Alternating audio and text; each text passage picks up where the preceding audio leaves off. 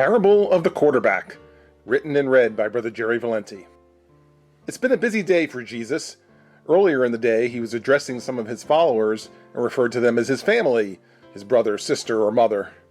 Now, Jesus has left the house where that occurred and is sitting by the sea. A multitude of people have followed him there, so he gets into a ship and pushes off from the shore such that he can speak to the many people who are gathered on the shore.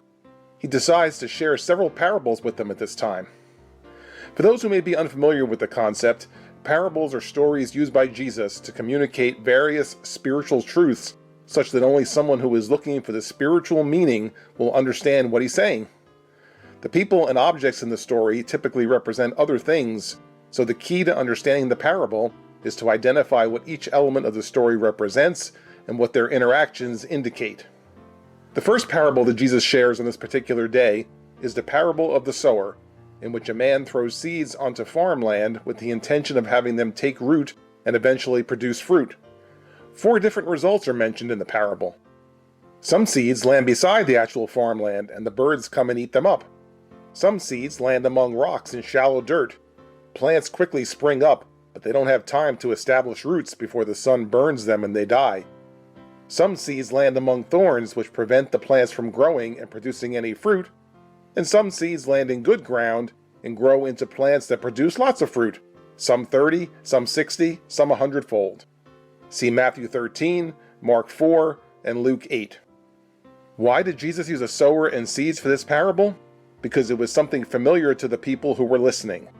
Many of them worked on farms, so the image of a man throwing seeds and all the different possible outcomes for the seeds were easy for them to envision, allowing them to then grasp the meaning of the parable.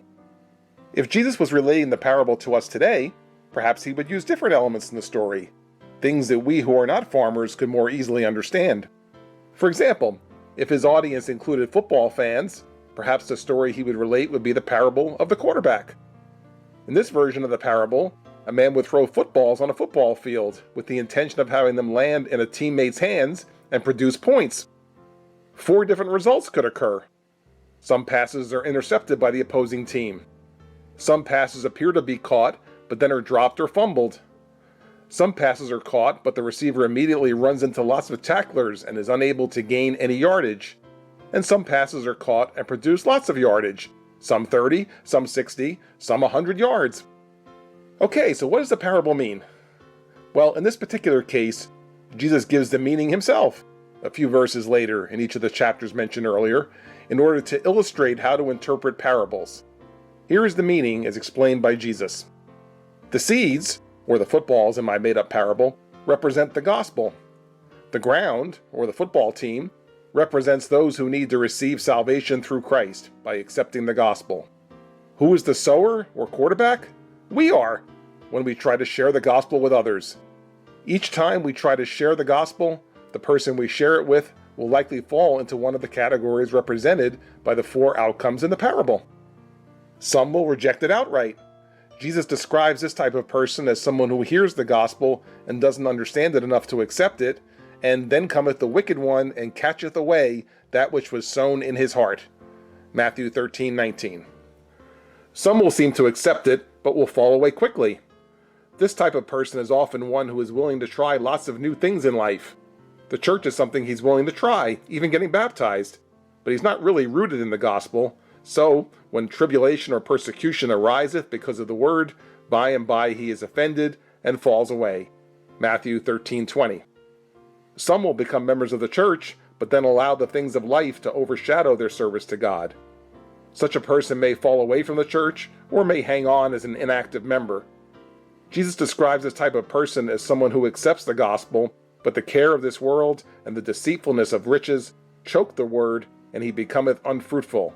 Matthew 13:22.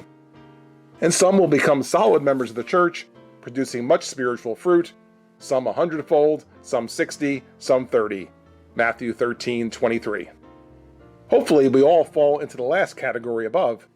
Some may produce more fruit than others, but as long as we are producing some spiritual fruit, we are in that category. However, the point of studying this parable is not to assure ourselves that we're in the good category. Rather, the parable is encouraging each of us to be willing to be the sower or quarterback, doing our best to spread the gospel to others. Jesus is letting us know that the results will vary, so we won't give up without even trying. After all, if we sow no seeds, we will have no fruit. If we throw no passes, our team will be shut out. Be assured that we have good seed. The more we spread it around, the more often it will land in good ground. And if you try your best and the person rejects the gospel, well, if the quarterback throws a good pass and the receiver drops it, it's not the quarterback's fault, is it? So let's all develop our throwing skills. What happens at the receiving end, let's leave that in God's hands. This is the message of the parable of the sower, or quarterback.